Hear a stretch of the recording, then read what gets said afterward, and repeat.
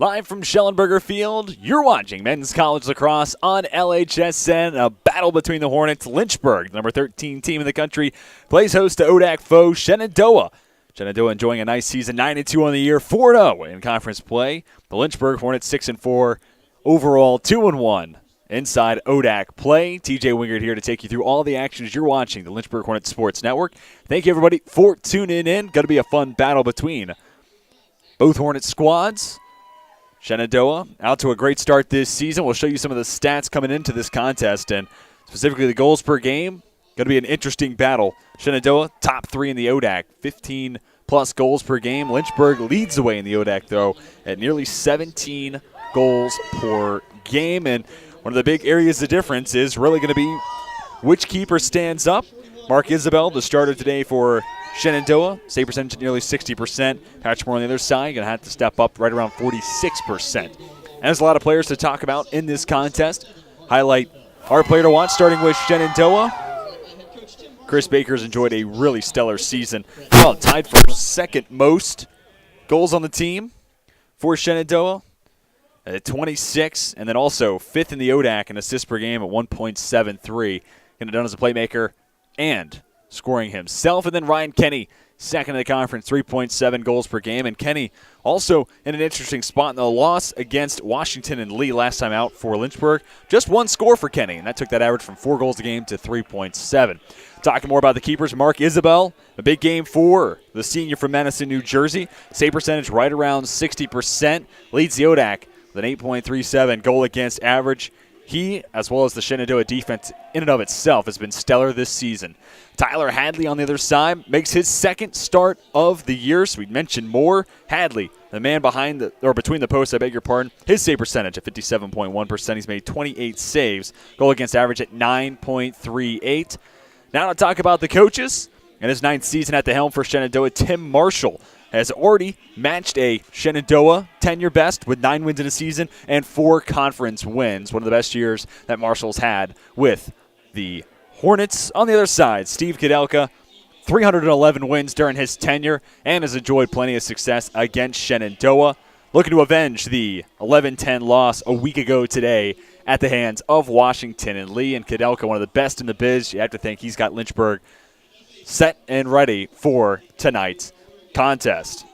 12th all-time meeting between the two squads. Lynchburg 11-0 and 4-0 at home when taking on Shenandoah. And all but 2 of those games have been decided by more than 10 scores. The exception being 2 of the first 3 meetings. That was in 1996 and 1999. That being said, this Shenandoah team looks like one of the best they've had in some time. Coach Marshall gone 16-82, including this year's record in the mix, and a former defensive coordinator at Dickinson College where Marshall played way back when.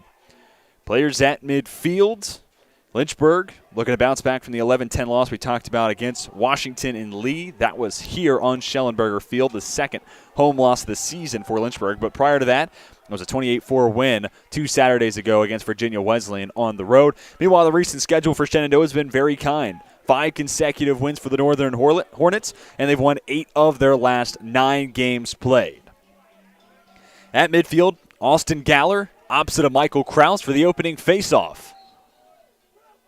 Kraus wins the faceoff, picks up the ground ball, carries in the attacking third, shoot, and his shot denied by Mark Isabel. A save already on the day for the senior, 105th on his season. Kraus takes his 7th shot of the season. Nothing to show for it. Isabel has to carry all the way beyond midfield.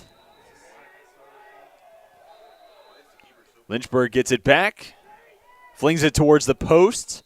Misses wide of the frame. And now Shenandoah to take back over offensively.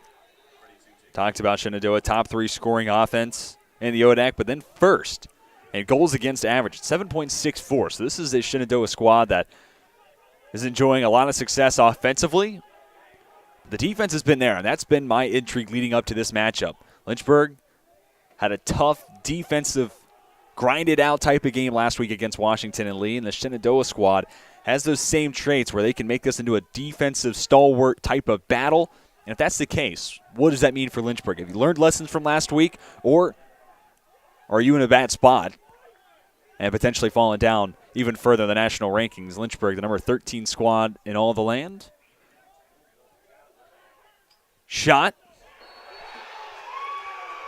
Able to sneak through Jay Baker with his 12th on the season.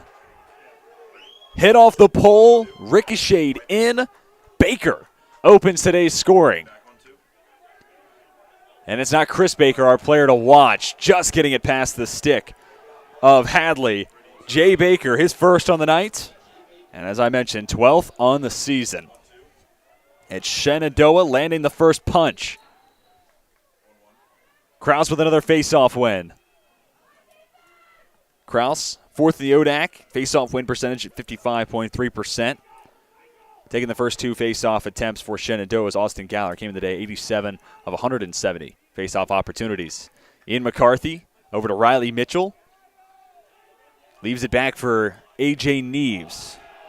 Neves, a grad student from Centerville. 6 goals, 5 assists this year. As the year's gone on, his role in the offense has grown larger and larger. Rush gives to Lewis. McCarthy for Mitchell. Had a hat trick last week against Washington and Lee. 40 seconds on the shot clock. Back to the top of the formation. Shot fake from Lewis. Tracking to his right. Picked up by Ricky Perez Messia. Now it's Neves. Less than 30 seconds to work with. The second defender comes. Dish to McCarthy. McCarthy forced to give to Lewis. Looks like a man-to-man defense to start the night for Shenandoah. First time we've really seen the Hornets, the Lynchburg Hornets that is, get to work offensively. Mitchell, through lots of traffic, somehow finds an opening and ties us up 1-1. Mitchell continues his hot streak. The 3 goals last week against the Generals, and somehow slippery enough to slip past Robert Harvey and Perez Messia. And gets the best of Mark Isabel. The exact response Lynchburg was looking for after the opening goal from Jay Baker.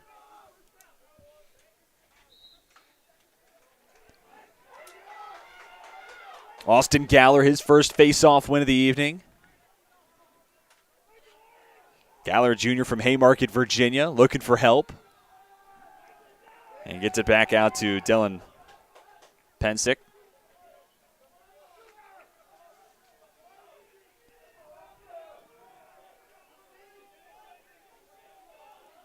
Pass goes behind the net. Zachary Heiderman, who assisted the opening goal from Baker. 12th assist this season for Heiderman.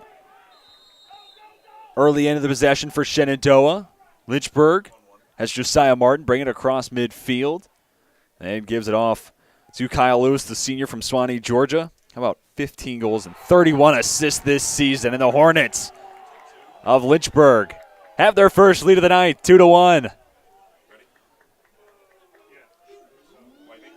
And who else but Lewis taking a screen, finding Ryan Kenny, and all adds up. We were talking about Lewis as a playmaker, his 32nd assist on the season, and Ryan Kenny, our Lynchburg player to watch, has his 38th goal of the year. After having just 1 goal against the Generals, Kenny matches that total. Lynchburg with yet another face-off win. The ground ball picked up by Chris Darminio, who was just named the U.S. ILA D3 Team of the Week after having a career-best 10 ground balls against Washington and Lee.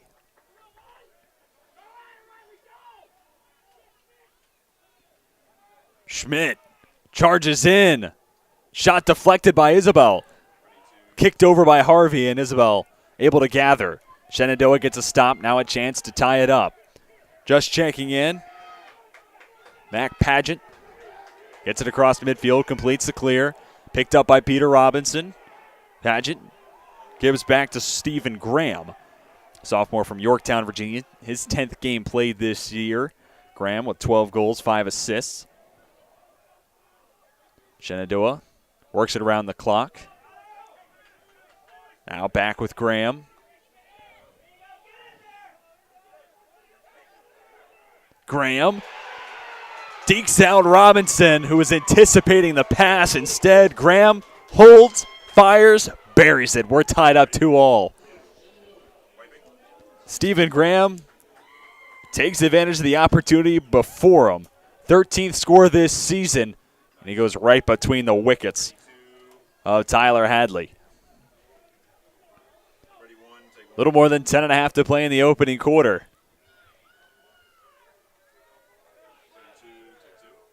As I noted in the open, this Shenandoah team feels like it's one of the best they've had in some time. Whistles blown. Hornets of Lynchburg given possession, and it's Cole Nestor flinging it ahead for Lewis. The reason I bring up Shenandoah, better team than years past. Last time these two teams played a contest that was decided by less than 10. It was back in 1999. I think that streak might come to a close tonight. Early results would back that up. Neves past Pageant. Rust for Lewis. Lewis marked up by Perez Macia. Shot, and another score for Ryan Kenny. The senior does it again. Lynchburg retakes the lead at 3-2. 39th of the season for Ryan Kenny. And if it hasn't been obvious so far, I think he's excited. Get the chance to get back out on the turf and avenge a quieter night against the Generals, which, talking about that WNL game, ton of credit to Harris Hubbard, one of the best defenders inside the ODAC and Division III in and of itself. He did a stellar job against Kenny. Krause trying to kick it back for Darminio. Instead, ground ball picked up by Bradley Holt. Holt gets it away to Jay Baker. 30th ground ball picked up by the junior from Maryland.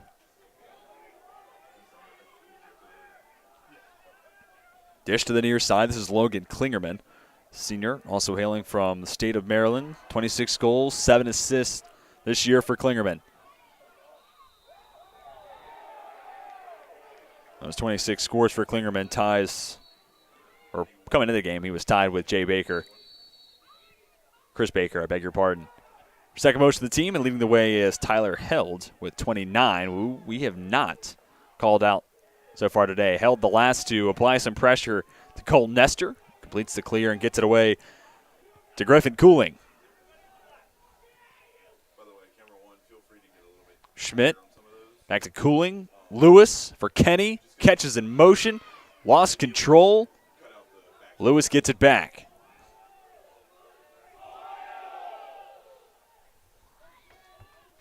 .45 seconds left in the shot clock. No need to hurry for Lynchburg. Grant Voigt against Pageant. Passes left for Lewis. Spinning left. Some space. Lewis tries to short hop the shot in front of Isabel. Misses the posts.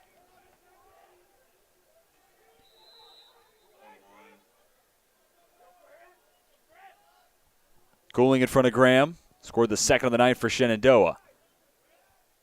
Skip pass for Voigt. Less than 20 seconds in the shot clock. Voigt denied by Isabel. Ground ball picked up by Robert Harvey. His 38th this season. He's got a pair of ground balls picked up this evening. Harvey, a senior from Fredericksburg, Virginia, led the ODAC coming into today's contest. A lot of other games going on around the ODAC.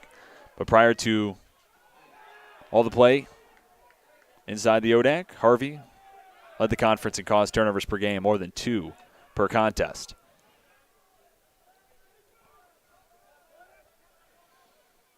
Tyler Held had it for a moment. Worked all the way to the near side. Brock Tomorrow.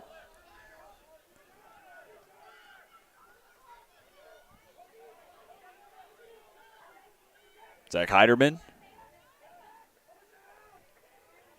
Pseudo screen laid by Chris Baker. Heiderman shot, deflected.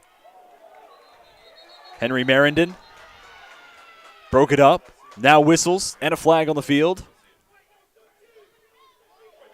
It's going to be a hold against Merendon, who heads to the penalty box. Just under 7.5 to go in the opening quarter.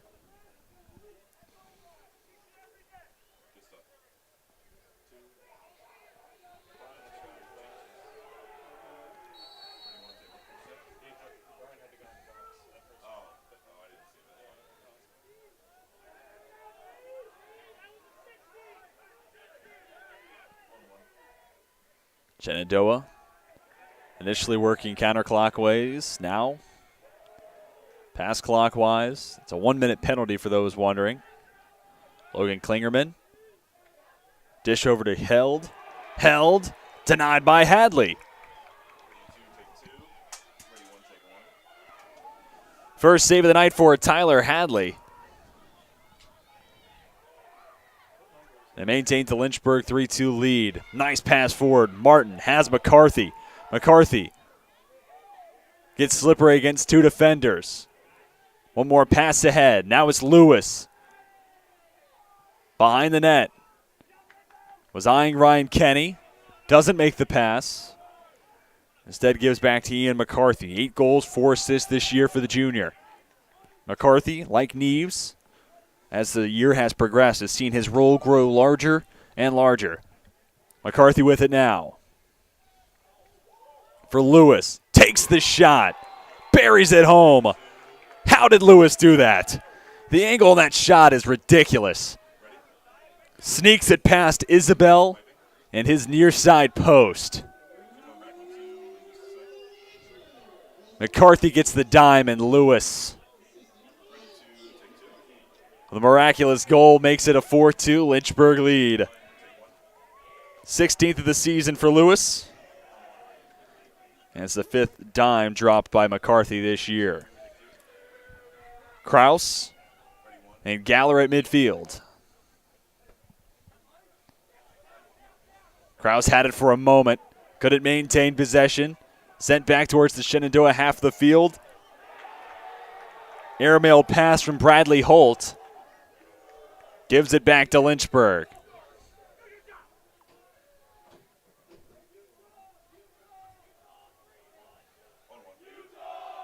Schmidt for Voigt.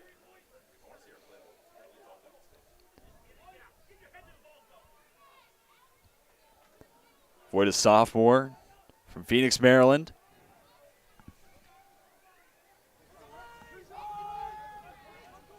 From behind the net, Lewis gives back to Voigt. Rust in the area. Shot off frame from Voigt. It's going to stay with Lynchburg. Shenandoah sideline, frustrated that it wasn't a change in possession. Whistles will halt play. 5:21 to go in the first quarter. Referees come together.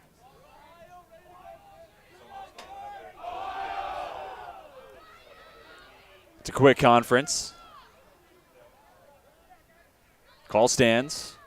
Lynchburg will restart on the far side. It's Lewis controlling. Goal and assist tonight for Lewis.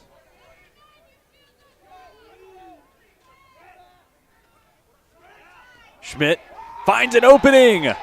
And right down Broadway. Makes it 5-2 Lynchburg.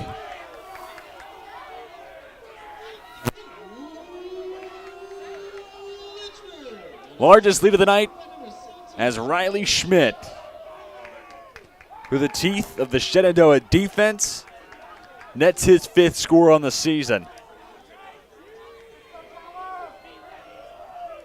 Lynchburg's offense has taken over in the first quarter, and after a back and forth first couple of minutes of this contest, call it the first 5 of the game, since then it has been dominant for Lynchburg. 1, in regards to controlling possession, and 2, getting shots, clean looks against Isabel, and able to convert on those opportunities. Squander possession here for Lynchburg. Chance for Shenandoah to reclaim some of that momentum. Graham being chased down by Darminio and Robinson. Has held. Junior from Franklin County, Virginia, 29 goals, also has 12 assists, taken 89 shots before today's game got underway. Matt Daniel for Jay Baker. Baker finds the post. Shot ricochets all the way back out. And Baker with a fresh shot clock for Shenandoah to work with. Resets the possession. It's Graham against Robinson. Couple of spins. Graham flings it over to Klingerman. Klingerman against Nestor. Finds the right post. Clock resets once again. Less than 4 to play in the first quarter. Dish to Graham. Now work to the far side with Klingerman. Daniel, sophomore with 16 goals and 6 assists this season. An opening, and Chris Baker has his first on the night. Chris Baker gives Shenandoah a much-needed score, makes it a 2-goal difference. You could see Rodegas was trying to jar it loose from behind, but Baker slippery, able to evade Rodegas, and then one-on-one against Hadley takes care of the rest. 27th of the season for Baker. Face-off win for Lynchburg. Ground ball picked up by Darren Palma. First time mentioning Palma this evening. Loses control. Nestor works to get it back. Ryan Kenny in the vicinity as well. Scrum continues. Shenandoah comes away with it. Looked like Robert Harvey. He gets it away to Dylan Pennick. Pensick controls, waits, buys time. Works it ahead to Daniel. And a timeout called by Lynchburg head coach Steve Kadelka. It's now a 2-goal difference, and Shenandoah knocking the door to cut that deficit in half. With the timeout, we will step aside. Lynchburg with the early lead over Shenandoah, 5-3. You're watching the Battle of the Hornets on LHSN.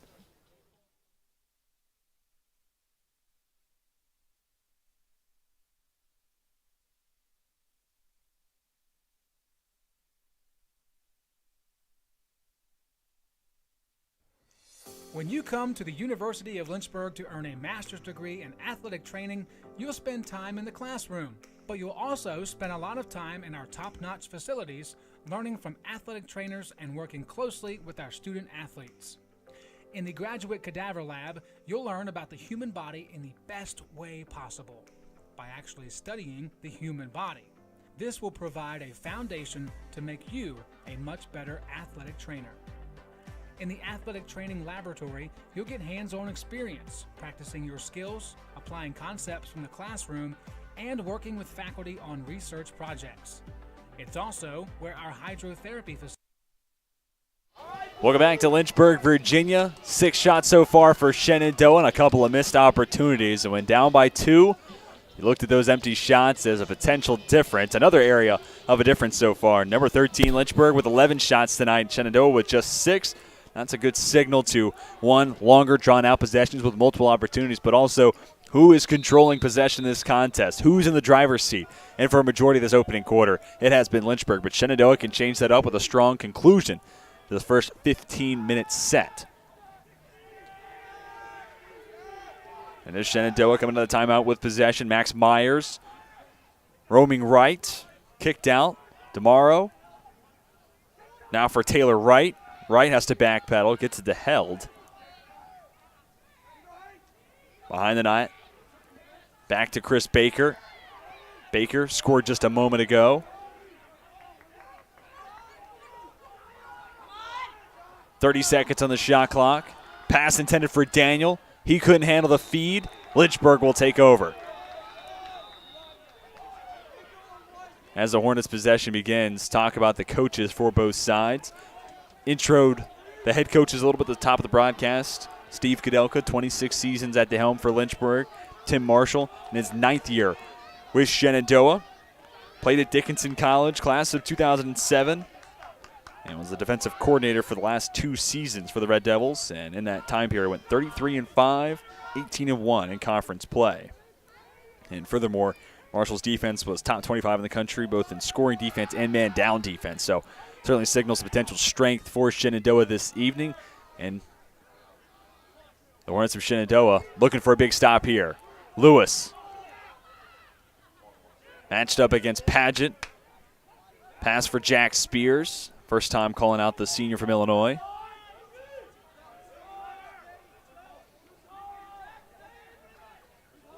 "20 seconds to work with. Lewis thought about it. Pass off the mark and over the head of Spears. Now we'll talk about more of the resume for Coach Kudelka. 2015 USILA Division III Coach of the Year. And Lynchburg made it to the national title. Fell short against Tufts. All told, 14 NCAA appearances, 22 winning seasons for Coach Kudelka. And if you're familiar with this Lynchburg program, a man that needs no introduction. Further down on each bench, the assistant coaches include Connor Bishop, Brett Holmes for Shenandoah, class of 2017 and 2014 respectively. Bishop in his first season was a 4-year starter for Shenandoah. And Brett Holmes, a former keeper for the Shenandoah Hornets, and he works with that group still. Lynchburg gets the stop. Merrington picks up the ground ball. Last head coach we'll talk about, Ryan Beck.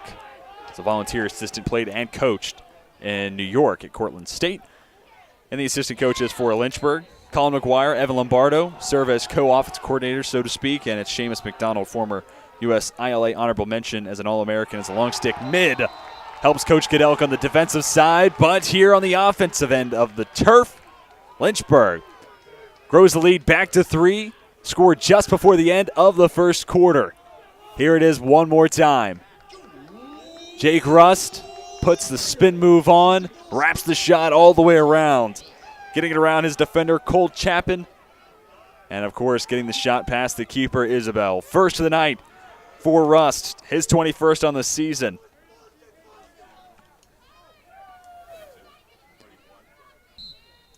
Just 3 seconds remain in the first quarter.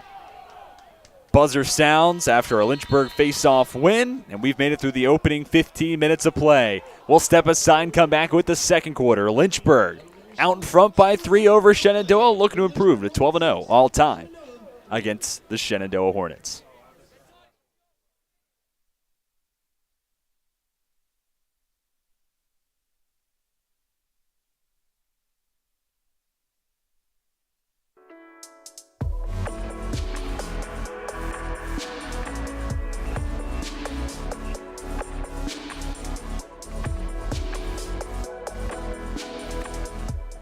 Today's a rough day.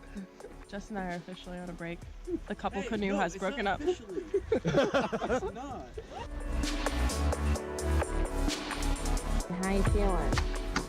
Living the dream. Just canoeing. That's the Mexican side behind me. The U.S. is that way. So far, we're all still alive. I really want a peanut butter and jelly sandwich. Woo! We did it! Kind of.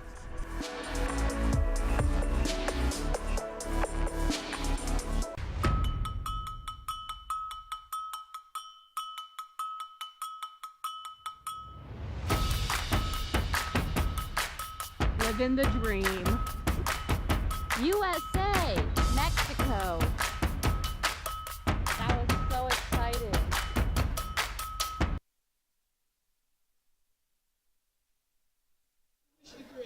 Welcome back to Schellenberger Field. 6-3 after 15 minutes of action. Lynchburg leads Shenandoah. And one of the numbers that stands out after 15 minutes, Lynchburg 13-6 edge in the shots column. That's 9 shots on goal for Lynchburg, 5 for Shenandoah. So not quite as wide of a disparity as it is just in general with the shots column. But how about this note? 6 turnovers so far for Shenandoah, 0 caused turnovers for Lynchburg. We're seeing possessions come to an early end for Shenandoah, and Lynchburg's defense has worked, but they haven't been the engineer to the end of the possession. And on the other end, Lynchburg with 3 turnovers, 1 caused by Shenandoah. Galler and Kraus at midfield.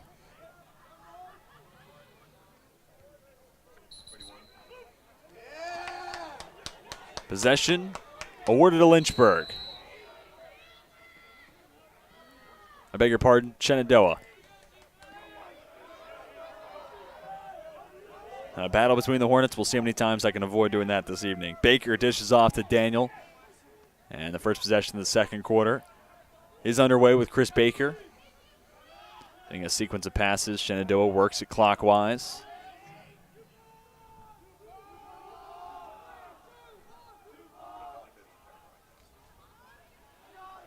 Looking for help. Baker gets it back to the other Baker.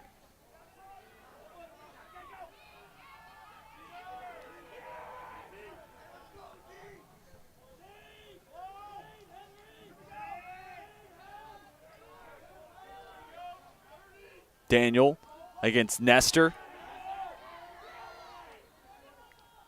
To the near side, Klingerman. Shot clock down below 20. Jay Baker for Held.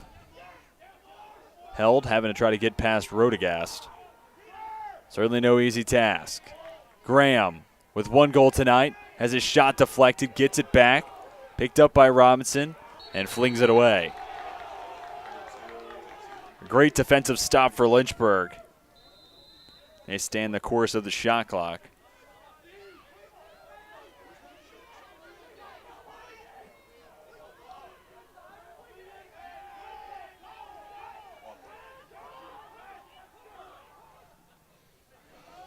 Lynchburg gets it across midfield. Zingo finding McCarthy.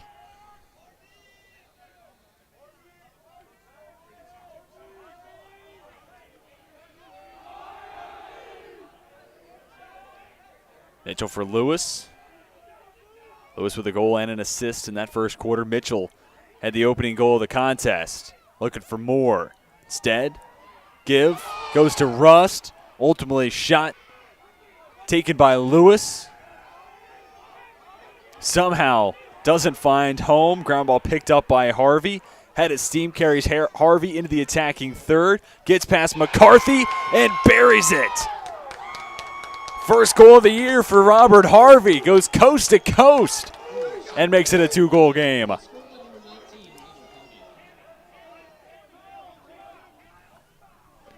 Not bad for the long pole defender. Sneaking it over the shoulder of Hadley.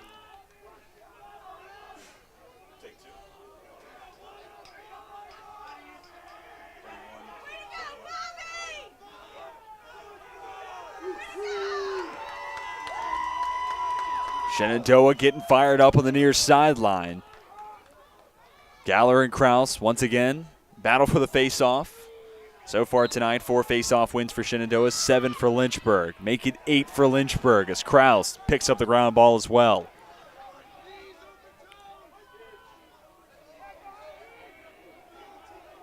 Kraus gets it away to Kenny. Picking up Kenny is Jonathan Hammond, sophomore from Yorktown.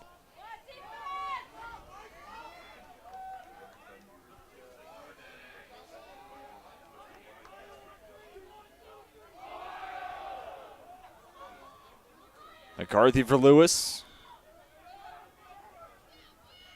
Back to McCarthy for Mitchell.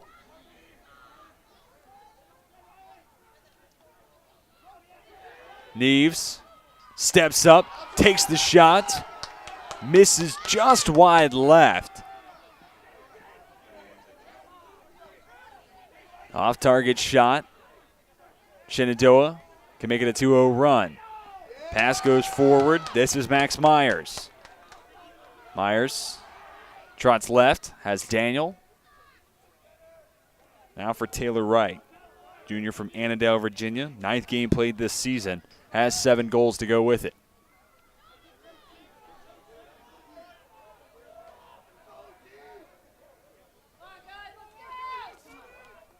Tomorrow, Daniel. Held.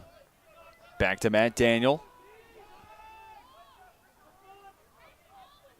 30 seconds for Shenandoah to play with. Wright. Feeling lots of pressure from Darminio. Trying to create the turnover. Darminio knocked it loose, but it's going to stay with Shenandoah. Wright gets it away to Tomorrow.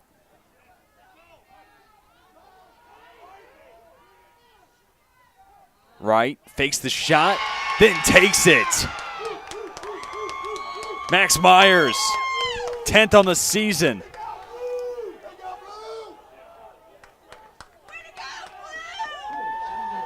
Here it is one more time after the feed came from right. It's Myers making it a 1-goal difference. Shenandoah, ton of credit to the Northern Hornets. They start off the second quarter on the right note. 2 scores and just about 4.5 minutes of play. After the faceoff, it's Palma picking it up for Lynchburg.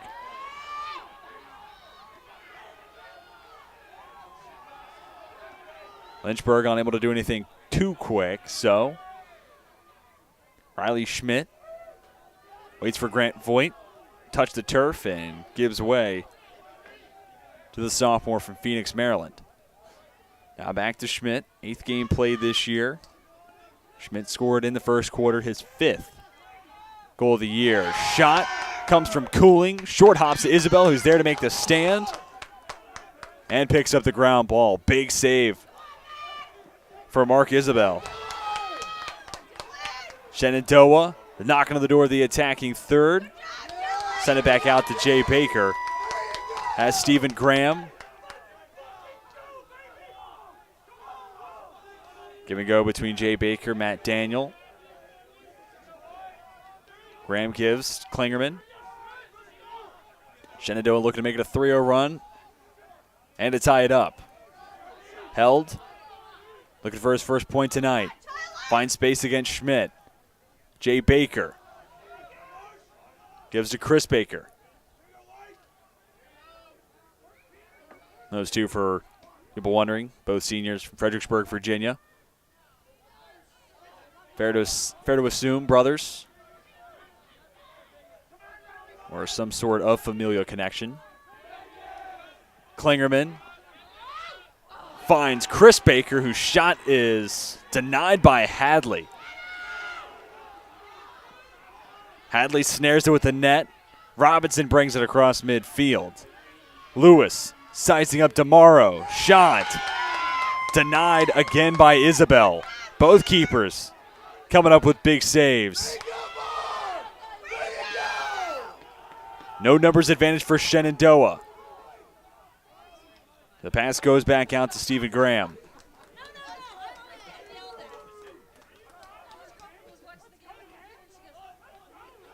Max Myers, most recent to score in this contest. He's now into double digits. Goal scoring column this season. Shenandoah third in the ODAC in goals per game. Lynchburg first. Held. Can't get away from Rodegast. Top of the formation, it's Taylor Wright. Second defender, and Josiah Martin steps up. Account for Wright. Held. Won't take a screen from Daniel. Pass goes to Taylor Wright. Pass fake. DeMauro ultimately gets it away. Shot goes off the right post. Chris Baker nearly tied us up. Shenandoah gets it back. As the shot clock resets, Shenandoah offense will do the same. These are the opportunity, especially in a close contest. I feel like they'll give coaches gray hairs, giving opponents second opportunities. Can certainly be costly. Held, takes the rip, denied by Hadley. Fourth save tonight for the junior Hadley. Josiah Martin gets it away to Kenny. Kenny, the only player for either team with more than one goal. Mitchell can change that. Padgett picks him up.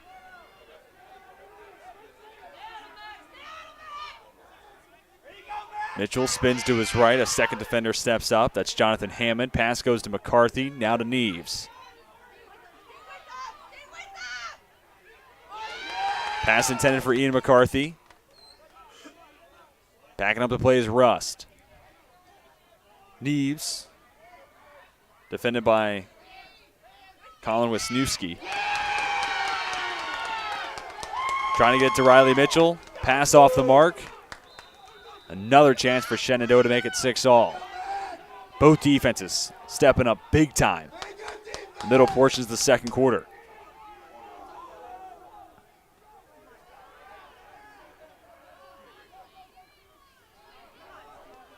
It's been a little bit more than 5 minutes scoreless. And you really can't look at this second quarter into thirds. First 5 minutes, Shenandoah goes on a 2-0 run. This middle 5 block, it's been quiet for both teams. Klingerman.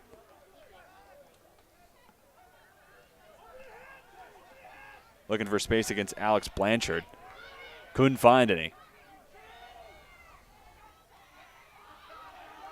Nestor defends against Graham. Zingo applies some extra pressure. Trying to get it to Klingerman. Goes off his stick. Picked up. Rodegast. Dishes to Lewis. Thought about it. Instead finds Rust, who has his shot go off the stick of Mark Isabel. Now it's Shenandoah working in transition. Shot from the long stick mid. Bradley Holt high and wide right. Referees blow a whistle and will give possession to Lynchburg. Both sides now a chance to catch your breath a little bit. It's a track meet. The last couple of minutes of game time. Neither offense able to convert.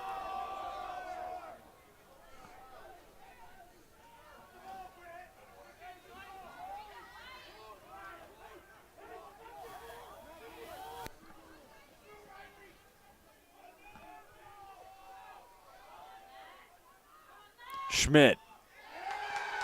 Hit as he tries to deliver the pass to Kenny. Shenandoah engineers a stop. Less than 4 minutes till we reach halftime.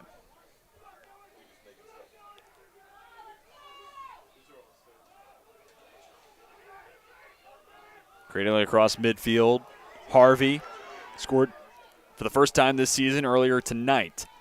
Harvey lost it. It's picked up. Dylan Schuster. Kenny to take the shot and finds the net of Isabel.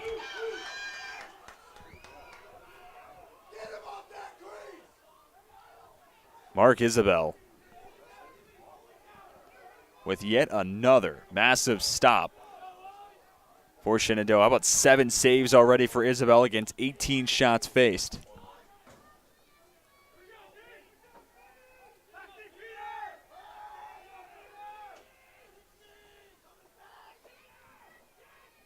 Tomorrow hits the brakes. Dishes to Held, right. For Myers. Myers gets it back to right.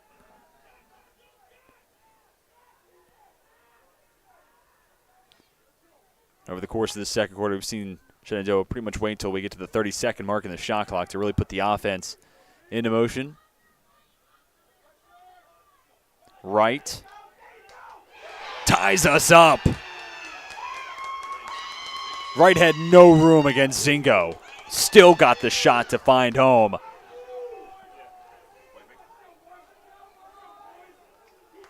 Another look at the equalizer.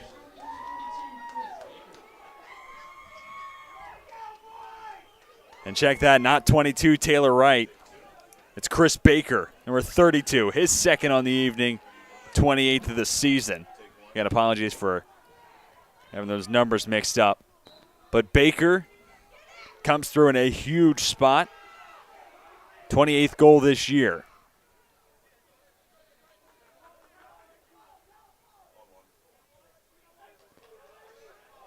Now Lynchburg with a chance for the response.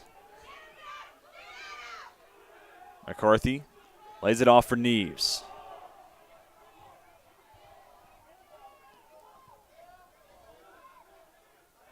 Lewis takes a screen from Neves. His defender hits the turf. Lewis, shot. Stop me if you've heard it before. Denied by Isabel. Bringing it across midfield. Nice deke. Dylan Pensick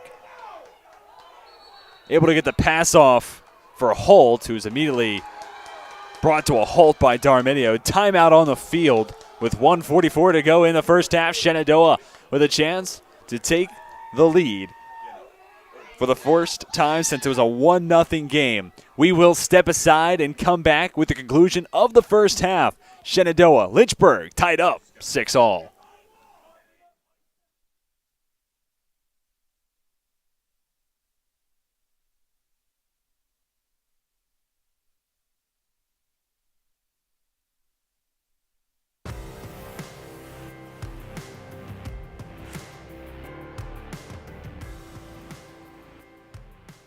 If you like being close with your professors, if you like being in small classes that help with one-on-one, if you like being in positive communities that help you train your weak points and strengthen your strong points, then the University of Lynchburg is a great place to go. You can never go wrong with the amount of help that they offer, the amount of self-sacrifice that other people will put in for you.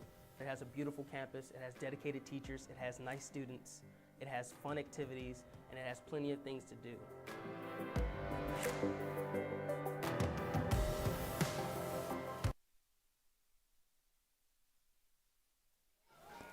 Tyler Hadley between the posts, just his second start of the season for the Lynchburg Hornets, and it comes in a nail-biting affair with Shenandoah. 1:44 left to go in the first half. Out of the timeout, Shenandoah with a chance to take the lead for the first time since it was a 1-0 game. Jay Baker had the first goal of the contest. Since then, it's been Lynchburg out in front over a tied game. Held against Rodegast. Forced to retreat. Graham gives a screen right. Kicked out to Klingerman. Behind the net. Heiderman. Held. Has Chris Baker. Chris Baker, the only player for Shenandoah with multi-goal evening so far. This shot, wide right. Shenandoah will keep possession, has 20 seconds to work with. Spin from Heiderman. Gets it away to Held. Held. Feeds Klingerman. Big save for Hadley. Save number 5 on the night for the junior. Hadley versus Isabel really has been the matchup over the course of the final 10 minutes of the first half. Lynchburg with a chance. Take the final shot of the opening half. Mitchell has his shot blocked. McCarthy gets it back, then loses it as he makes contact with Harvey. Ground ball ultimately picked up by Graham, and it's Shenandoah with 10 seconds to play with. Hammond flings it long and out of play. 3.7 seconds to go in the first half.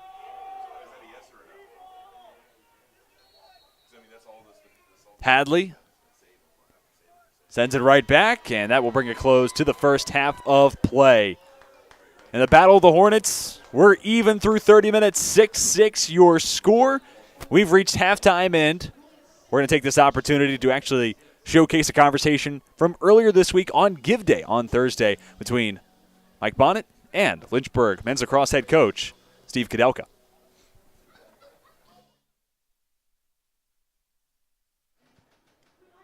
Hey everybody, welcome back to 2 o'clock hour here on Give Day Live. It's an exciting day to be here at the University of Lynchburg. A lot of really great things going on, and one that we're especially pleased to be able to share today. I've got with me Coach Steve Kudelka, the head coach of the men's lacrosse team here at the University of Lynchburg. Fabulous team that's been around for a long time. Coach has been here, what, 21? 26. 26, okay. Yeah. I'm hoping to make it through 26. 26 is fantastic, but some folks that Coach have been really engaged with over the last years, but most especially in the last few months, have come to us with an opportunity and something that is historic for the University of Lynchburg and in our athletic programs. And Coach, I'll kind of turn the floor over to you a little bit to talk about what it is and where we're going with it. Sure. Well, thank you, Mike. Thanks for this. This day is fantastic on so many levels for our school. And a little over a year ago, President Allison had mentioned at one of our Zoom calls with our alumni about the possibility of starting an endowment, and that was something that she kind of asked us to think about and seriously consider. And so over the last 13, 14 months, there's been a great group of alumni and who have connected and talked about it, and really, like you said, in the last couple months, have really turned up the heat on this thing, and so we wanted to, what better day than today to kind of announce the launch of the men's lacrosse endowment. We are excited to be a part of that, and to be maybe on the front end of this, of hopefully many other programs on our campus. So it's been really it's been awesome just to connect with so many alums and parents and families and friends about this endeavor that we're trying to embark on, and it's really an exciting time for us. Absolutely. So the announcement of the endowment today is very exciting, but we're also, and our ultimate goal for this, or I guess the penultimate goal right now is to get to $500,000, which is the minimum for this endowment. And the way endowments work at the University of Lynchburg, money goes in, it gets invested with the institution's money, and then a portion of that comes back to the program every year. So in this particular case, we are endowing the program for operational support and all the things. So the coach decides how this goes into, if it's uniforms or if it's travel or if it's equipment and all those things, or ways in which the team gets supported by these funds. Right. So $500,000 puts off $20,000 a year, typically in our mode to give us money that goes then toward operations above and beyond the budget that the institution gives, which is really exciting. So $500,000 is where we want to get to. Yeah. $1 million is where we really want to get to. No doubt. Right? Yeah. But today, we are excited to be able to tell you exactly what this group of alumni and our friends have given us so far, are committed so far to this institution to get this thing rolling. So I'm going to actually let you do that. You're going to let me do that? Yes. Okay. Pressure is on, so I don't mess up the number. But no, we are super proud to announce that through all the alumni and some other folks as well, right now we're currently, through donations and pledges, just over $313,000. Fabulous work. So, that is an outstanding number. It's kind of crazy to say. There's a lot of pressure in saying that, obviously. Right. But as you said, Mike, the goal within the next really year is to get ourselves up to that 500,000 mark, where we can start to, move money from the endowment, and then obviously within the next 3 years. That is the plan that this group set in motion. Is over the next 3 years for us to have enough money in the endowment to have $1 million, and then be able to pull from that and really put our program, put a lot of the experiences that our student athletes can get here on our campus at an unbelievable platform. And we're so thankful just even today to be able to announce this number. This is fantastic. And like I said, there's been so many people involved in it, so many conversations, emails, phone calls, and really what shines through all of it is the passion that these people and the alumni have back for this school, and we're excited. We're excited to kind of to maybe blaze a trail for not only just us. We're excited for our program, but very, very hopeful that a lot of other programs, athletic programs, other places on campus, kind of hopefully think and seriously consider doing the exact same thing for their program. Absolutely. I've had conversations even this past weekend with Westover folks about folks being very interested in what you all are doing in lacrosse and thinking about how they can do that in their areas as well. So thanks to you and to the folks that you've been engaging with for so long, and your support and leadership of them over the years. I mean, they are paying back to this institution and creating what we all hope to be this championship level experience for our players, our student athletes, for our fans, our alumni who come back, and all of those things. So it's really exciting to see this move. So. Yeah, we started this program in 1980, and so that was the first year of varsity status. We had a club team a couple years before that, and for us to be where we are today, it's been really kind of iconic in some of these conversations, to the fact that our alumni, thinking like, man, would you ever have thought back in the 80s or in the 90s, some of those alums, like, that this would have been what we're doing. Right. And whether it was old days of traveling in vans or doing things like that, well, now we've been able to establish this in a great way, Probably the thing that I'm most proud of is that you always want to leave something better, right, than when you found it. And no matter who is coaching here, how many years down the road, this is going to sustain itself for forever. And we're excited. This group of alumni was really excited to put that into motion for the future classes that come in here and the future teams and programs and people that are involved in it. Absolutely. The beauty of the endowment is that it grows over time as it's invested. And it outlays cash, but it also sustains itself over time and grows and gets bigger. So, what a legacy for these folks to support this. Yeah, and just one other thing, and you and I talked about this beforehand, but there's a lot of people have kind of said, well, Coach, like, end of the year, next year, things like that. And we're not trying to get all this today, right? We understand that's not going to be feasible. We worked to get this to the launching point today. It took an incredible amount of time and effort, but now looking forward to the rest of the year, 3 years down the road, we're hoping some of those pledges and those gifts can really, over that time frame, that's like the perfect time frame for us, we think, in terms of moving this forward in a great way. Absolutely. So, good news is, if you do want to give today to the Men's Lacrosse Endowment, you can do it on lynchburg.edu/give day. It is out there and listed. I think there's been about 5,000 or so that's come in already from folks, and no gift is too small, and all gifts are great, and we appreciate it. And so any dollar helps us move this forward. You can make your gift to that. Again, lynchburg.edu/give day is our website. The phone number, if you want to make a gift by phone between now and 5 p.m., is 434-544-8654.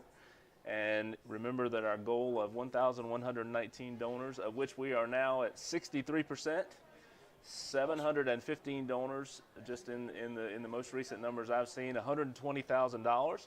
And the other really good news, and you all know we're working on these trustee matches right now of $30,000 that the trustees have given us for these challenges, that we're going to give $10,000.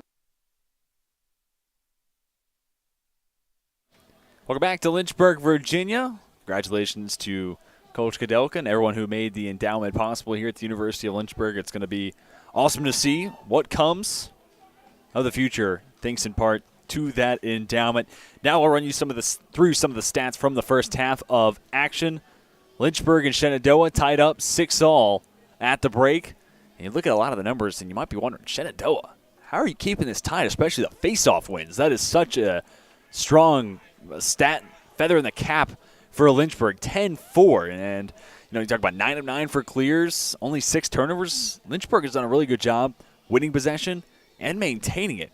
Really just comes down to having 20 shots, 15 shots on goal, somehow not find the stick of the seemingly impenetrable Mark Isabel. About 9 saves for Isabel so far. Meanwhile, for Shenandoah, get some more looks. You've had some success against Hadley. If Isabel continues to play like he has this evening, Shenandoah certainly live for the upset to take down the number 13 team in the country. Talking about the keepers, here are some of the saves, specifically at the very end of the first half. Last goal scored in this game was with 2:30 to go in the first half from Chris Baker, but prior to that, it was with 10.5 to go in the second quarter. And it was a 3-0 run in the second for Shenandoah. Lynchburg held scoreless in the second set of 15. Part of what brings us to the 6-6 mark as we get set for the second half of play. 9 saves, as I noted, for Isabel. Just 6 goals allowed. Hadley has given up 6 with 5 saves. And Hadley, as the night's gone on, has come up with some big stops and has gotten better as the night has progressed forward. Austin Galler, opposite of Michael Kraus, for the faceoff. Lynchburg, huge area of strength in the first 30 minutes. 10 faceoff wins to 4 for Shenandoah. Will that trend continue the second half? Faceoff win. Kraus picked up the ground ball twice, want to be precise, and then lost it after the spin in and out of the stick of Jay Baker. Possession will stay with Lynchburg. Nestor for Rust. Gives back to Schmidt. Schmidt picked up a goal in the first half. It was the first goal on the night for Lynchburg. 16th this season for Schmidt. Stop and start. Lewis was eyeing McCarthy. Now gets the pass from Mitchell. McCarthy against Paget, a second defender. the form of Robert Harvey, steps up and applies some pressure. Mitchell in front of Aaron Combs, takes the shot, and Riley Mitchell opens our second half scoring and puts Lynchburg back ahead by 1, 7-6. Mitchell up to 17 scores this season. Here it is one more time. Working against Combs. Went to his right. Got it up and over the frame of Isabel. First goal for Lynchburg since there were 3 seconds to play in the first quarter. Scoring drought over for Lynchburg. And if you're a Lynchburg Hornets fan, you're hoping that it becomes a case of when it rains, it pours, and the offense truly awakens, and then Lynchburg can find some separation. Last time these two teams played, a game decided by less than 10, it was 1999.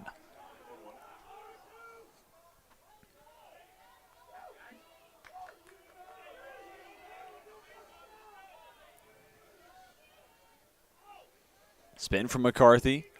Schmidt for Neves. And he gives back to Mitchell.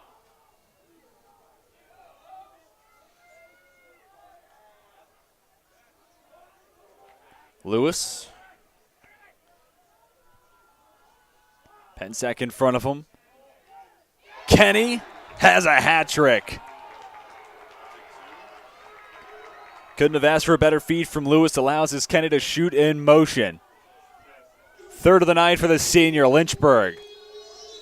Jumps out to a 2-goal lead in the opening minutes of the second half. Kenny catches in stride. Goal number 40 of the year. The Massachusetts native, Ryan Kenny.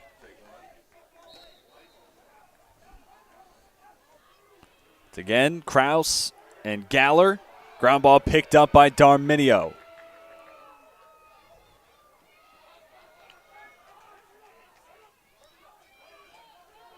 And as much as Hadley has gotten better through the night, way to keep your keeper protected, so to speak, is by controlling the game on the offensive end. Long possessions, putting the pressure on Shenandoah's defense as opposed to them applying pressure to yours. Lewis, marked up by Perez Macia. Whistles on the play. There's a flag down on the turf. Heading towards the sideline is Grant Voigt. Clock stops with just under 12 and a half to play in the third.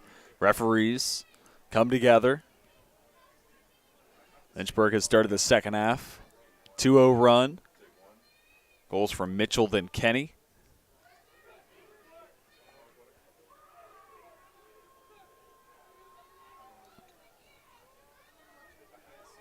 Lynchburg looking to bounce back. An 11-10 loss last week and already 2 losses at home. Say Lynchburg were to fall short tonight, it'd be first time in a long time that Lynchburg has had 3 losses at home in a season, to be precise, since 2018. Lynchburg went 7-3 at home this year, or that year. Still a really strong mark, but I think that speaks to where the bar is set for this Lynchburg program, and 7-3 is a little below the normal benchmark for Coach Kudelka in Lynchburg. And, of course, it's a Lynchburg team that plays stout non-conference schedule.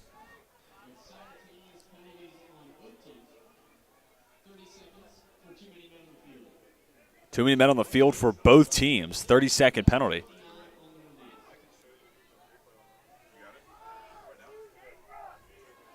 We want to talk about how rare that is. How about too many men for both sides? And at the bottom of your screen, you'll see the rush off for Kraus and Galler. Either face-off man able to make it off in time. So for the next 30 seconds, Shenandoah has Zachary Heiderman in the penalty box. Lynchburg has Rust waiting in the box. 55 seconds on the shot clock. See if Lynchburg tries to force the issue or wait till Rust can get back out. Of course, once that happens, Shenandoah will have the same player number as Lynchburg still. Shot from Lewis. Off frame. Kenny on the restart. Finds Mitchell.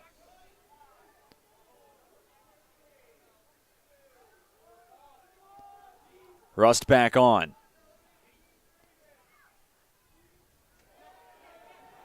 Wayward pass. Vertigast at midfield, taps it forward. Picking it up is Kenny.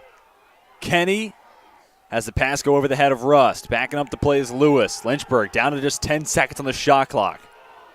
McCarthy for Mitchell. Mitchell looking for his third. Leaves it wide left. 4 seconds for Lynchburg to play with.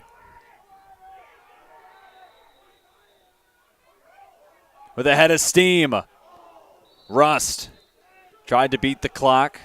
Short hopped the shot and left it wide right. Creative look, especially considering the Hornets have not often tried to skip it past Isabel, so a different look, trying to keep the senior keeper on his toes. Hit at midfield. Rust creates the turnover. Harvey lost control. Robinson ahead for Darminio. Darminio looking for Kenny. Isabel couldn't handle it. On a night where Mark Isabel's been extraordinary. Has a bizarre goal given up here. Lynchburg ahead by 3. To understand what happened here, we got to take another look. Darminio was looking for Kenny, couldn't handle it, and then Isabel just seemingly lost it. Second goal this year for Chris Darminio. USILA D3 Team of the Week honoree. Now provides some offense for Lynchburg. Another face-off win for Krause and company.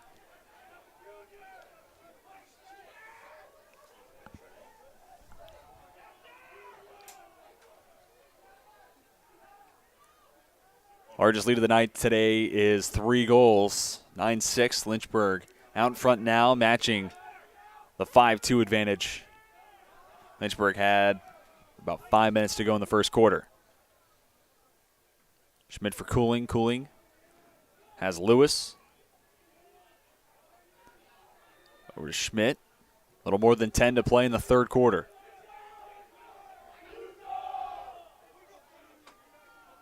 Schmidt takes a screen from Lewis. Sends it all the way back out. Grant Voigt. Voigt steps up. Picked up by a second defender. That's Cole Chapin. Lewis. 15 seconds on the shot clock. Navigates through traffic. Backs down his defender. Help comes in the form of Bradley Holt. Pass. Cooling. Off the arm of Isabel.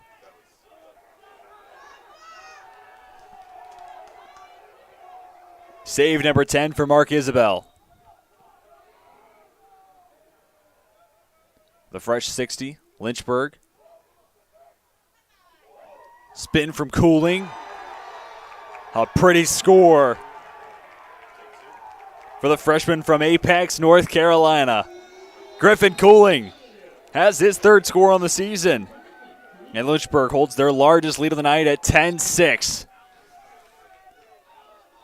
Faked right, spun left, and right between the legs of Isabel. First goal tonight for Cooling.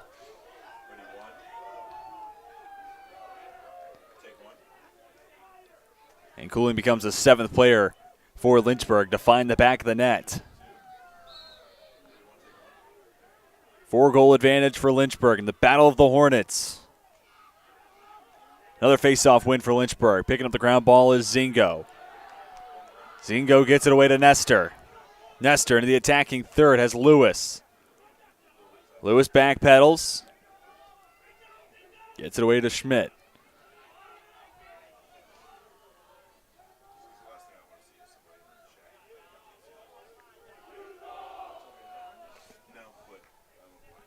Lynchburg has come out scorching hot in the second half. 4-0 run. We have a little less than 9 to go in the third quarter. Lewis for McCarthy. I think that shot might have come off the post harder than McCarthy sent it towards Isabel. My goodness, rolls all the way out towards the far sideline. McCarthy inches away from picking up his first goal in the night.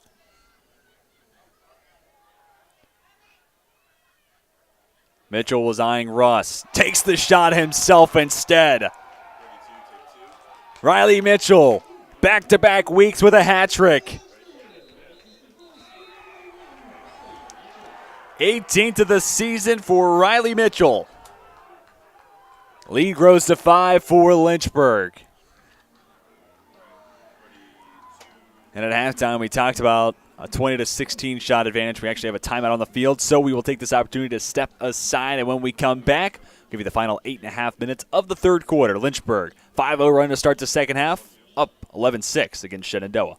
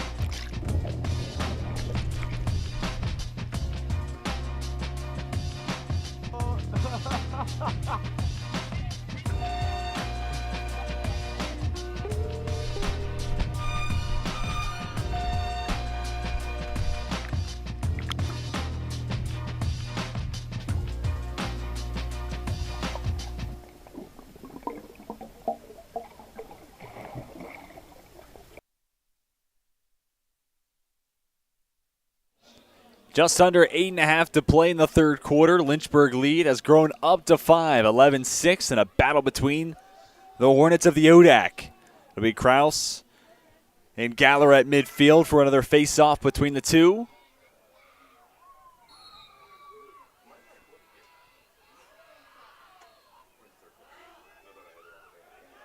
Another win for Lynchburg.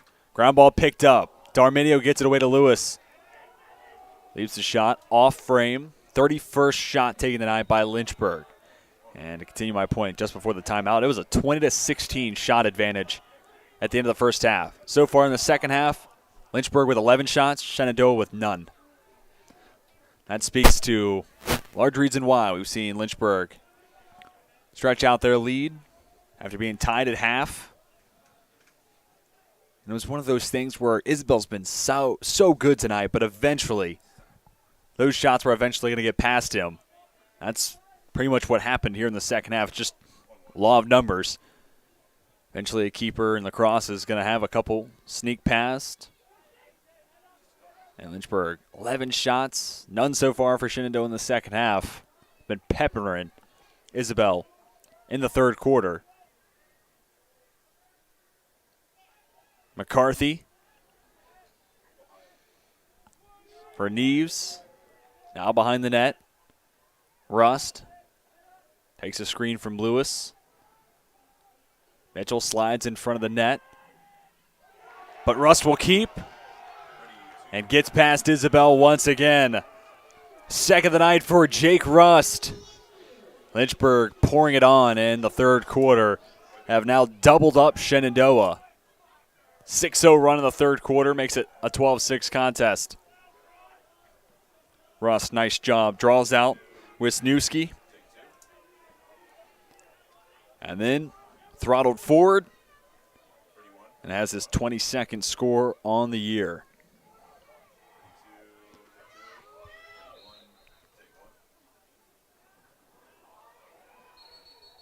Whistles on the play. Hold called. Face-off win given to Shenandoah.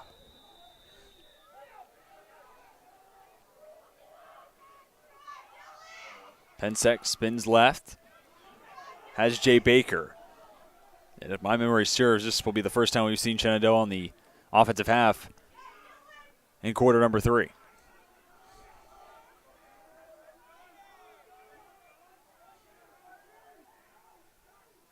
Chris Baker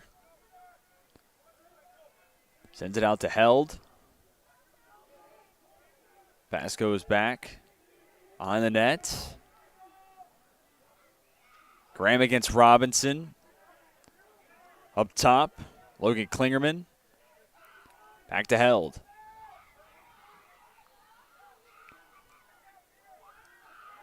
Held with the feed to Chris Baker, taken to the ground by Peter Robinson. Baker somehow maintains possession. Flag on the play. Klingerman out to Jay Baker, takes the shot. Another save for Hadley. But now whistles. And a call will go against Lynchburg. Hitting the sideline is Peter Robinson. Take another look. Robinson against Baker. That's Chris Baker down on the turf. It's a 1 minute slash assessed to Dom Zingo.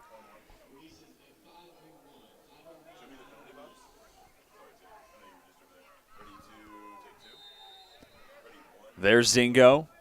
So a man up chance for Shenandoah. Currently 6 in the ODAC in these opportunities, 6 for 20 this season. That's 30%. And I don't want to call it must score because lots of lacrosse left to be played, a little more than 20 minutes to go. But Lynchburg's gone on a 6-0 run in the second half. Man up opportunities. Got to result in a goal for Shenandoah, and it likely won't. Hadley gets the pass off forward. Jeremy Johnson had it across midfield. Now it's Martin. Losing his footing. Able to keep it in the pocket of his stick, and now Lynchburg in a great spot to kill off the remaining clock and squander the man-up opportunity for for Shenandoah.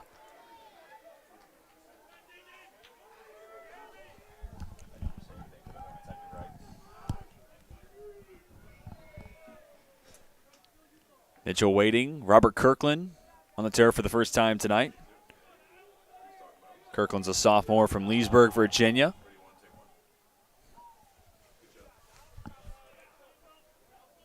Kirkland brings it behind the net, has Padgett in front of him.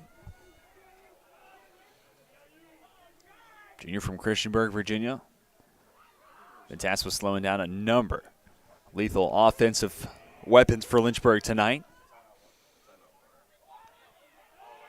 10 seconds on the shot clock. Spears.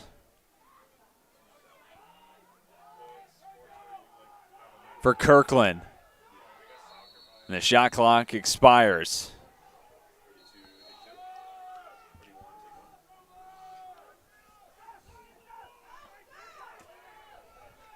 Holt sends it towards the far side. Colin Wisniewski waits for Myers. Myers patrols out to the far side where you see a solid crowd on hand. The other end of the Dr. Jack M. Tom's track.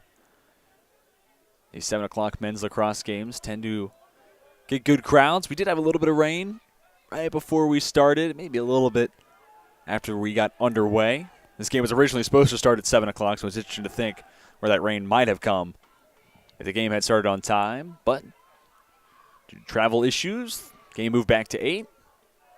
And good to see still a good crowd able to make it out. As Lynchburg looks to get back to their winning ways. Off the right post, Chris Baker nearly had his third on the night. Nestor has Rust. Rust finds Kenny. Kenny stopped at point-blank range. Isabel has had a lot of impressive stops this evening, and that might be the chieftain of them all. And now Shenandoah to start up their possession. There's Isabel on your screen. Can't sing the praises of Mark Isabel enough tonight. 10 saves, has given up 12 goals. Had a hard time here in the third quarter, but I think that's more to Lynchburg winning a lot at the face-off spot, controlling possession, avoiding turnovers, and peppering opportunities towards the net. And just kept the pressure on against Isabel and a Shenandoah defense that came to the day first in the ODAC with a 7.64 goal against average. The Hornets have had their number offensively. Some retaliation for Shenandoah. Stephen Graham has his second on the evening, 14th of the season. And for the first time in the third quarter, Shenandoah hits the back of the net. Graham did a great job working in up close against Hadley. And with 2:21 to go in the third quarter, the deficit down to 5 for Coach Marshall's squad.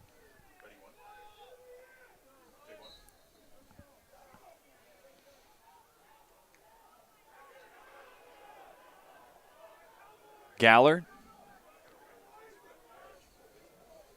Gives it back to Pensick. Shenandoah with the chance. Potentially mount a late run in the third. Carry the momentum into the final 15 minutes.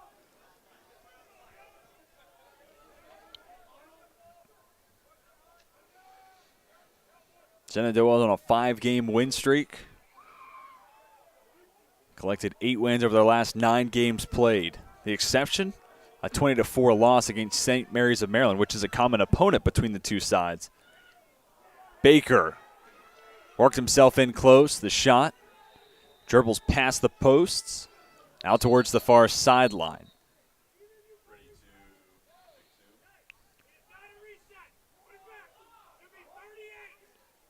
Clock will not reset.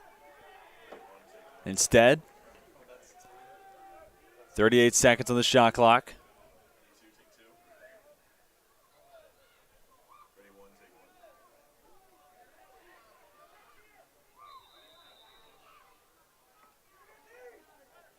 Daniel, marked by Zingo. Brings it all the way to the near side before getting it off to Graham. Up top with Jay Baker.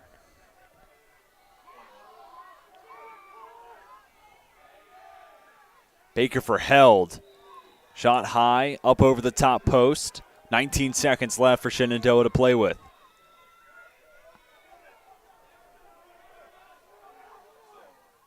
Klingerman spins to his left. Has Jay Baker. Baker against Nestor.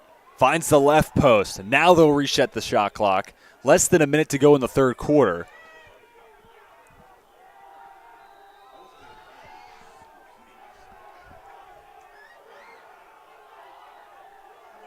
Chance for Shenandoah to hold for the final shot in the third quarter. So far, the third has been all Lynchburg, 6-1, the third set of 15.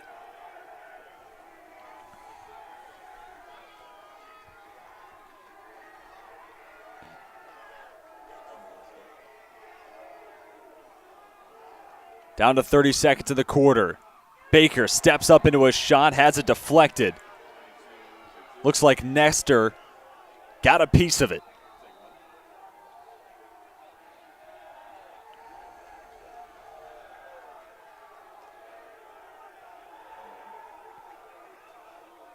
"15 seconds and counting.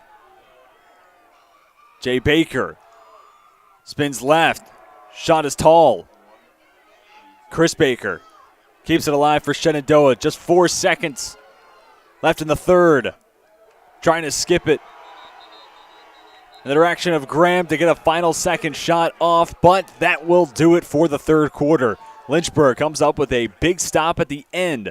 The third set of 15 to keep it at a 12-7 contest. We'll step aside and come back with the final stanzas. You're watching Lynchburg and Shenandoah duke it out on LHSN.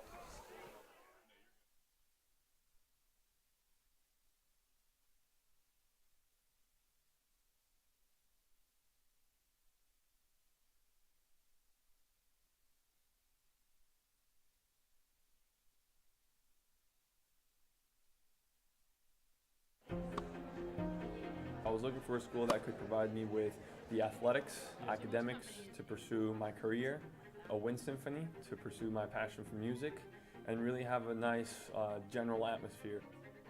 The professors here are really unique, their background and their passion for teaching. It's really a place where you can explore. Lynchburg gives you the opportunity to fail, but also get back up in that period of time and learn from your mistakes. I can make these mistakes within the school environment, but also with the support of other friends, and be ready for the real world when you graduate.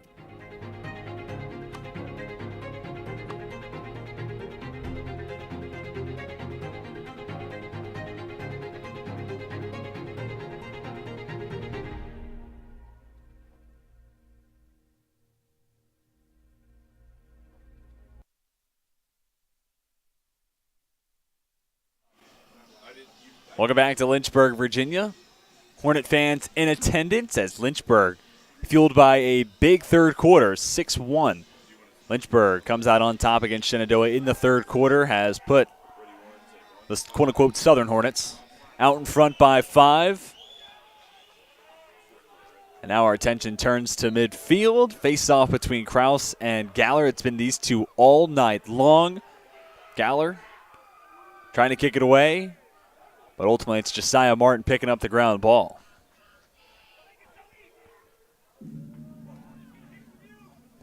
Lynchburg hoping to have the offensive firepower carry over into the final quarter of play. Shenandoah got the last laugh in the third from Stephen Graham.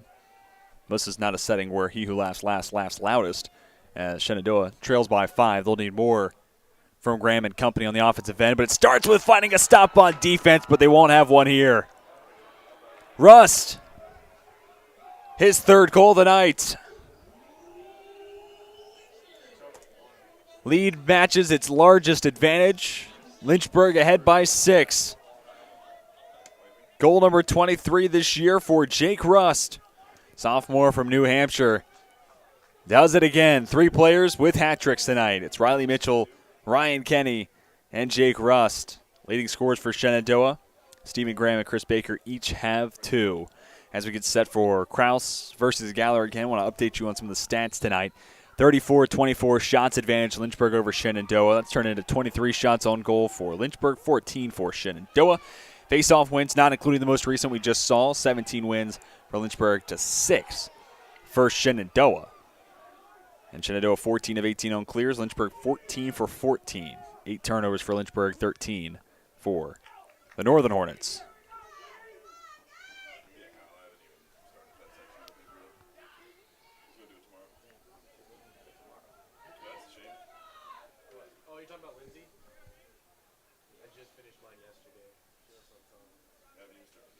On the far side, Jay Baker kicks it over to Daniel. Daniel, defended by Nestor, takes the shot, sneaks it past Hadley. Big goal for Matt Daniel. Back to a 5-goal difference. 17th this season, netted by Daniel. Here it is one more time. Patrolling to his left. Sometimes you just can't stop good offense. Wasn't a huge opening. Hadley had solid positioning. Just didn't get a clean read against the shot coming from the sophomore, Sykesville, Maryland.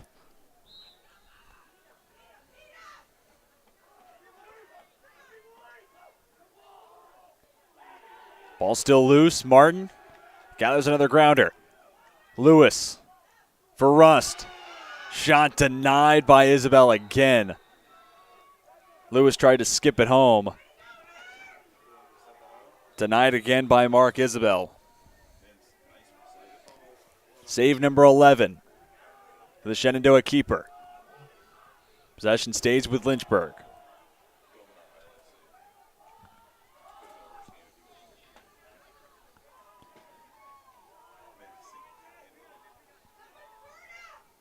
Lynchburg 3-2 when playing at home this season. Haven't lost 3 home contests since 2018. Chance to make it 4-2 at home today. McCarthy tried to skip it past Isabel. Unable to do just that. Neves.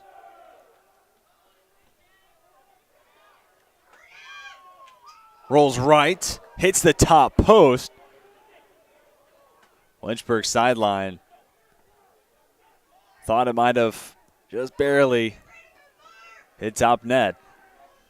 Instead, shot ricochets back out, and Shenandoah Gets it across midfield, completes the clear. Pass laid off for Baker. Baker has Graham flanking to his right. That's where the pass goes. Darminio defending against Graham. And Shenandoah, I can remind you, won the second quarter 3-0. And religiously on the offensive side, we're using the clock to their advantage. Wouldn't get into motion until about 30 seconds left on the clock. And just before we hit that mark, it's a turnover for Shenandoah.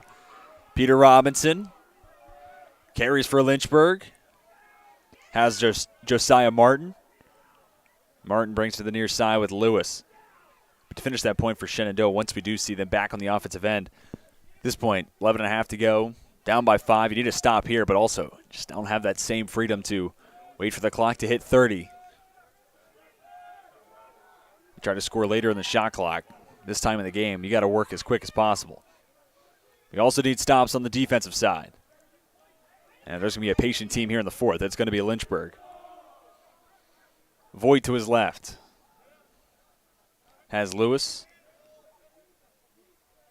Lynchburg has 30 seconds on the shot clock now.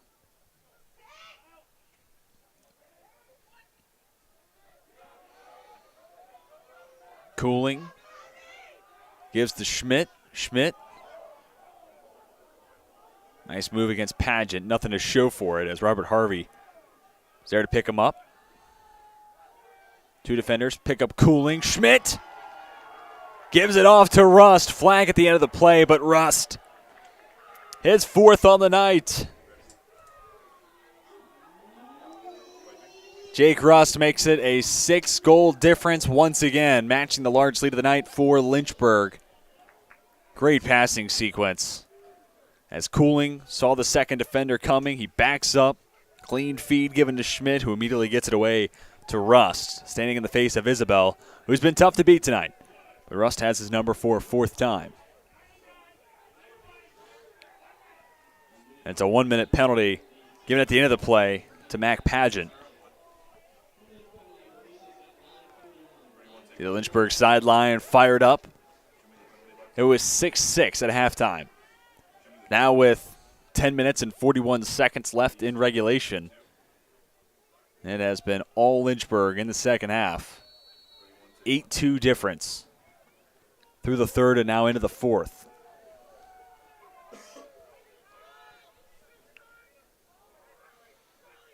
And Lynchburg has possession back immediately. Man-up advantage. Lynchburg 0 for 1 on these opportunities tonight. Shenandoah 0 for 2.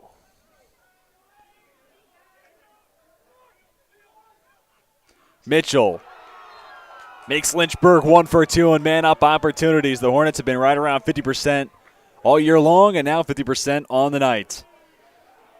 Fourth on the evening for Riley Mitchell. He and Russ lead the way on that end of the field for Lynchburg. Isabel's been tough to beat. I can't say that enough. But a lot of Lynchburg's success has been able to work it in deep against the Shenandoah defense and get close-range shots against Isabel. This one from Mitchell comes from downtown. False start. Lynchburg back to work on the offensive end.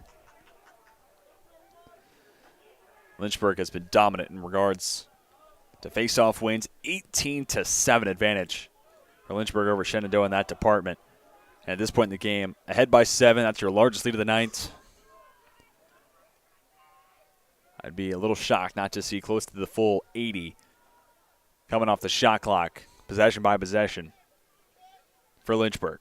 Lewis wraps it around, sends it out to Schmidt, takes the shot early in the shot clock. Forget what I said. Schmidt does it again, his second on the night. 6 on the season for the grad student. Hornets have now doubled up the other Hornets. Lynchburg up 16-8 over Shenandoah.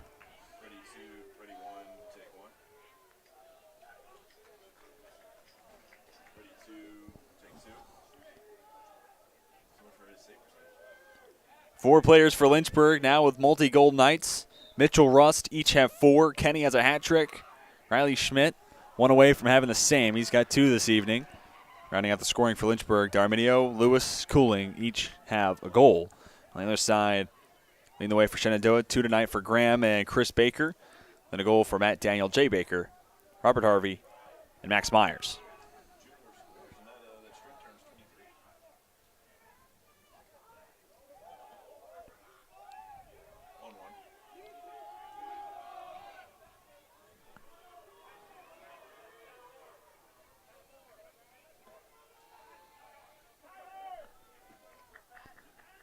And Lynchburg on the offensive side, but are going to make a keeper change. Pat Moore will check in for Tyler Hadley.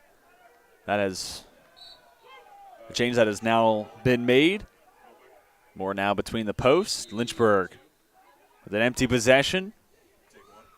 Less than 9 to go until we reach the conclusion. Moore, now in his 11th game played. Hadley got his 2nd start of the season tonight. Overall, Hadley played well. 8 goals allowed, 7 saves. Save percentage at 46.7%, which is in the neighborhood of where Patrick Bork was coming into tonight's game, 48.5% to be precise for Moore. Skip pass. Russ gives to Kenny. Kenny becomes the 3rd player tonight to score for a 4th time.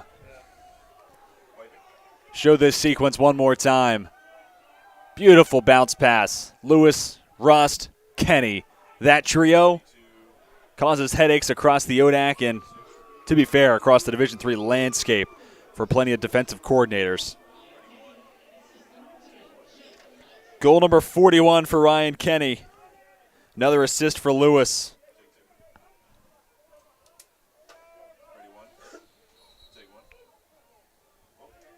Lewis with 5 assists tonight.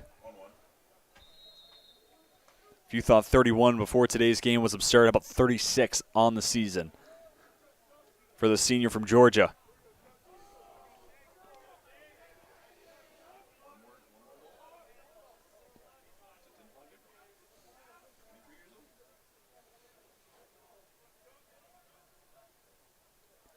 Less than 8 to play. First time in a long time we've seen Shenandoah get to work on the offensive end.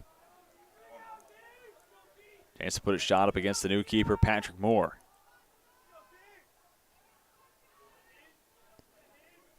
Behind the net, this is Jay Baker looking ahead. The upcoming schedule, pair of road games for Shenandoah. Wednesday the 13th, they'll be at Randolph-Macon. Then next Saturday, it's a contest at Bridgewater. So tough stretch ahead for Shenandoah with 9 wins before today's contest and 4 wins in conference play, a 4-0 ODAC mark. The 9 and 4 wins overall and in conference play respectively matches a Shenandoah best during the Tim Marshall tenure into his 9th season running the program. So things are certainly looking up for Shenandoah. Lynchburg, after an even first half, has come out with their hair on fire in the second half. 11-2 difference through the second half so far. Rolled to the corner. Lynchburg will take over with just under 7 to go. And the upcoming schedule for Lynchburg. Wednesday, at home against Guilford at 7 o'clock. Hope to have you with us. That game will be on LHSN. Then 2 road games the next Saturday at Roanoke. The next Wednesday at Randolph.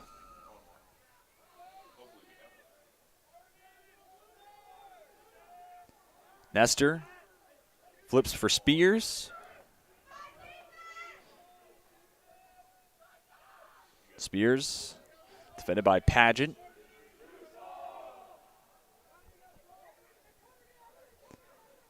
Connor Moore with it for a moment. The near sideline. First time seeing the freshman touch the turf. Pass goes over the head of its intended target. Charlie Evans, freshman, had a hat trick in that 28-4 win against Virginia Wesleyan. Evans up to 11 goals this year. Didn't see the pass coming in his direction. Evans applies some pressure against Perez Macia. Able to get the pass forward to Max Myers. Whistle's blown and a timeout called by Coach Marshall. That'll allow us to step aside, and when we come back, We'll give you the final 5:53 in this contest. Lynchburg riding the wave of a massive second half. Out in front, 17-8 over Shenandoah.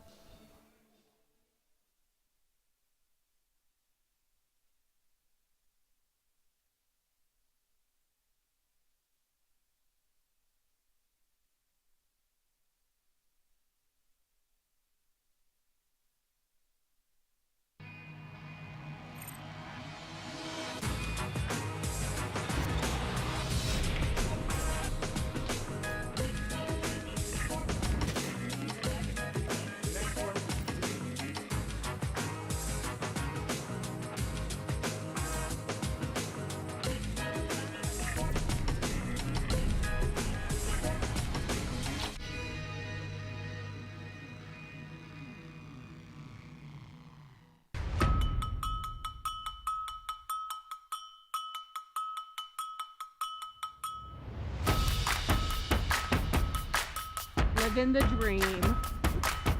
USA, Mexico. That was so exciting.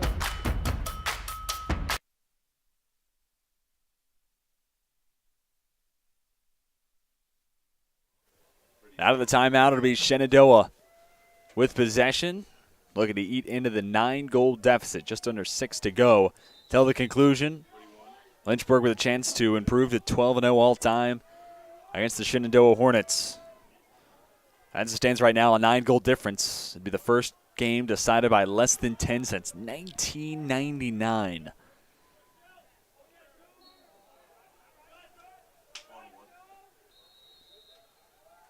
Myers over to right. Brings it to the near side. Demaro. Picked up by Josiah Martin. Held. Up top, this is right. Held. Been held scoreless tonight, no pun intended there. But team best, 29 goals before today's game got underway. Baker. Point blank shot. Chris Baker to be precise.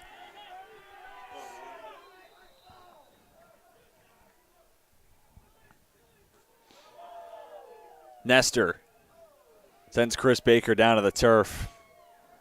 Gets it across midfield. That last possession, Patrick Moore picked up his first save of the night. He's faced 3 shots so far.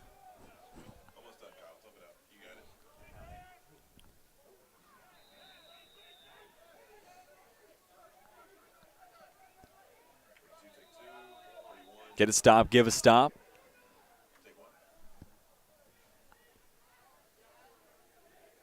Isabel swings over. Perez Macia, senior from Fredericksburg, had his hands full against a potent Lynchburg offense, and Lynchburg brought it all to the table in the second half. 6-6 at the break, how about 11 goals with 4:18 to go in the fourth quarter. I mean, this Lynchburg offense is certainly capable of doing. I mean, 28-4 win against Virginia Wesleyan, that tied a program record. That puts a lot of offense on display. And you could even look at wins against Ferrum and Greensboro. But how about a win earlier this season against St. Mary's, which is a common opponent, against Shenandoah? Shot looked like it was sent home by Voigt. Ultimately bounces out, and Kenny will have his 5th on the night. Here it is one more time. Be the judge. Did Voigt find the net? If he didn't, Kenny sure did. 5th of the night for Ryan Kenny, 42nd of his season. And he always finds a way to play a huge role in the offensive end. Talking about Kenny and that win against St. Mary's, 29 final score. Kenny tied a program record with 9 goals in that win. Talk more about this Lynchburg offense. The 20-9 win against St. Mary's, 15-9 against the number 8 team in the country at the time, Cabrini. 26-2 win against Greensboro, 25-1 at Ferrum. And we have whistles on the field.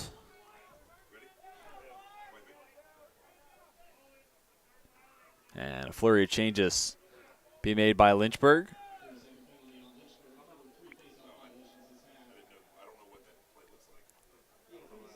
Third face-off violation against Lynchburg in the second half. In the penalty box is Tyler Cooney, who was at midfield for the most recent face-off for Lynchburg. And another goalie change being made by Coach Kudelka. Shenandoah works it around the clock. Between the posts now is Zach Phillips, a sophomore from Georgia. Klingerman finds the net. The aforementioned Phillips, first save of his night. Ninth all told between starter Hadley, Moore, and now Phillips. Looking long. Pass off the mark. Out of play along the far sideline.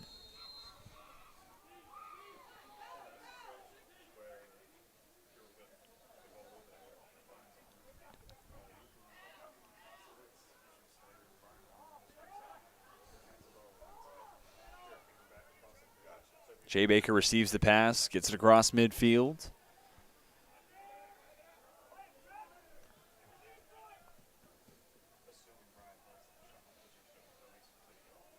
Baker working against opposing number 3, Chris Darminio. Found his second goal of the year earlier tonight. It was on a weird, awkward play. It was a pass intended for Kenny. Isabel just didn't see it cleanly. So it appeared when we saw the replay, and even when we saw it live, it was even more confusing. But Darminio, nonetheless, got his second goal of the year. This is Graham for Held. Held, spins against Zingo, sails the shot. 2:04 on the game clock, 18 seconds on the shot clock, and a timeout called by Coach Steve Kudelka. We'll take the opportunity to step aside, and when we come back, we bring to you the final stanza. 2 minutes and 4 seconds, all that stand between Lynchburg and Shenandoah, and a victor being named. Lynchburg ahead by 10. You're watching these two teams duke it out on LHSN. Never think that your donation is in vain, because you're helping out hundreds of students that are just like me, who need a shot and who are getting one. Without donations, without you individuals that are helping to donate to the university and the Lynchburg Fund, there would be no student body president Davion Washington. There'd probably be I'm stuck at home, Davion Washington. Not only is your donation building leaders, but it's building leaders like myself and others that will hopefully want to pay it forward one day and do the same thing. I know for a fact that, when I have it, because I will, I want to give back to this university that provided me a home for 4 years.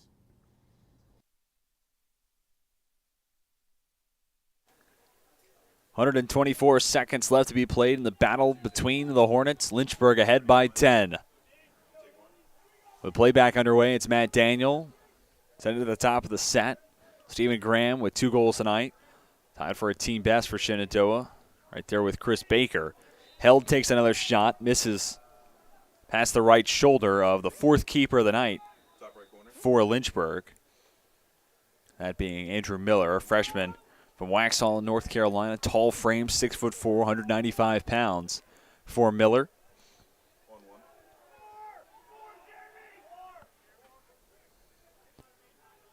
Miller gets it across midfield. Steps up further into the attacking third. Takes the shot. And has his first collegiate goal.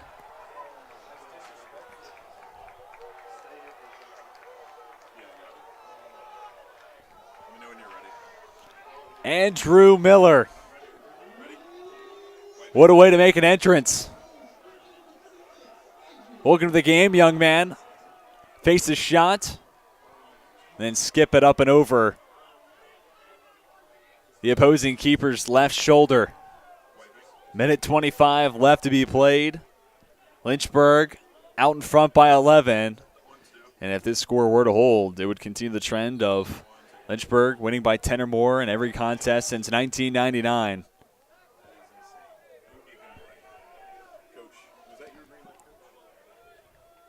Ethan Coder lays it back off and has Chris Jennings, two-sport athlete for Lynchburg, member of the Lynchburg men's swimming team as well. Jennings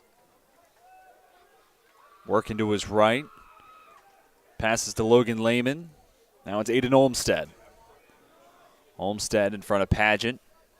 About a 5-second difference between shot and game clock, so we'll see to some degree an end to this possession for Lynchburg. Pass goes to Jennings. Trying to back down his defender, Dylan Pensek.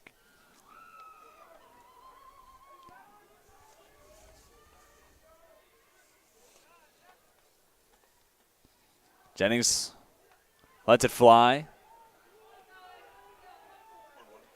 Shenandoah quickly across and into the attacking third.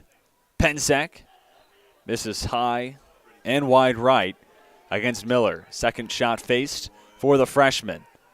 Shenandoah keeps possession. Shot wide right from Taylor Wright.